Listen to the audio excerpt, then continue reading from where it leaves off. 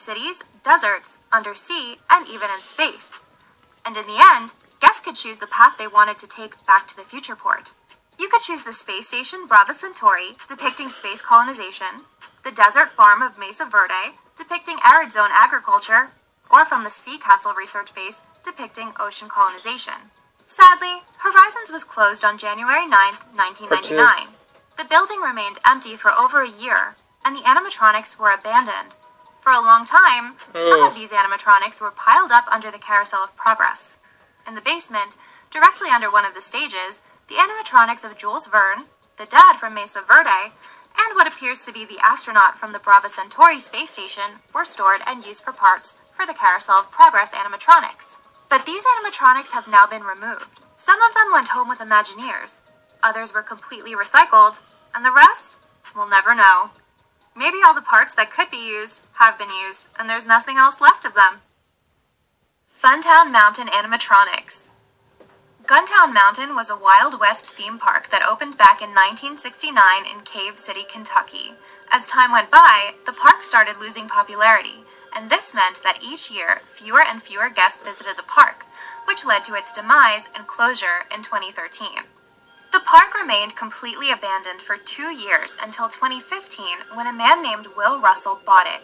In Cave City, Kentucky. As time went by, the park started losing popularity, and this meant that each year fewer and fewer guests visited the park, which led to its demise and closure in 2013. Wow. The park remained completely abandoned for 2 years until 2015 when a man named Will Russell bought it, changed its name to Funtown Mountain, and reopened it. To do this, he planned to raise funds with a carnival road tour through 20 states, where there would be a live band, a menagerie of freakish animals, and other strange memorabilia. But sadly, everything went wrong with his plan. Russell lost thousands of dollars, but despite this disaster, he reopened the park. This park's concept was pretty interesting. Part of the park kept the same abandoned areas like the ride carts and a souvenir shop with unique and strange merchandise. It also had new attractions that had great animatronics like a haunted hotel. In addition to the haunted hotel's animatronics, Funtown Mountain also had Mitzi, Fats, and Billy Bob animatronics from the Rock-afire explosion, which you can learn more about here. And a set of the Wolfpack 5 animatronics that was restored by none other than the legendary Aaron Fector, and remain in the Creative Engineering warehouse. Sadly, the park stayed open for less than a year because Russell's mental health was not stable. In one of his worst episodes, Russell started to destroy and vandalize the park, leaving it devastated, and the Rock-afire animatronics were abandoned in the dark and left to rot. After these episodes, the city shut down the property and put it up for auction. It was then bought by David Froggatt Jr. and reopened under the name of Froggatt's Guntown Mountain. We know that the Wolfpack 5 animatronics were restored and are now in the Creative Engineering warehouse, as we said before, but we didn't know what happened to the Rock-afire explosion animatronics. Turns out they were bought by Jack Turner and his father. These two animatronic enthusiasts dedicate their time to restoring animatronic robots.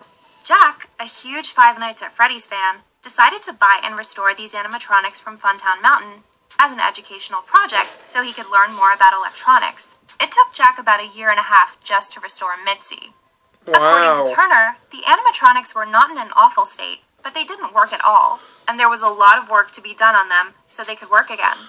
Back in 2017, Jack planned on keeping Billy Bob as it was and turn Mitzi, who is missing her original face, into a whole new character. But he ended up selling her to Reddit user Mitzi under... Okay guys, I had to pick up my drink about the dollar store. Now, I did not... I stopped where we stopped. When I hit pause, I stopped the video. Umbrella. So Mitzi got by someone else. Hopefully, Billy Bob is still with Turner and working perfectly. Five Nights at Freddy's animatronics. Brilliant! Hello? Hello?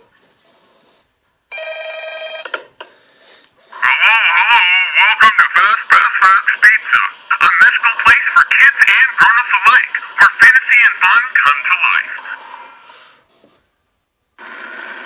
Commercial. Five Nights at Freddy's is an awesome franchise for people who love animatronics as much as we do.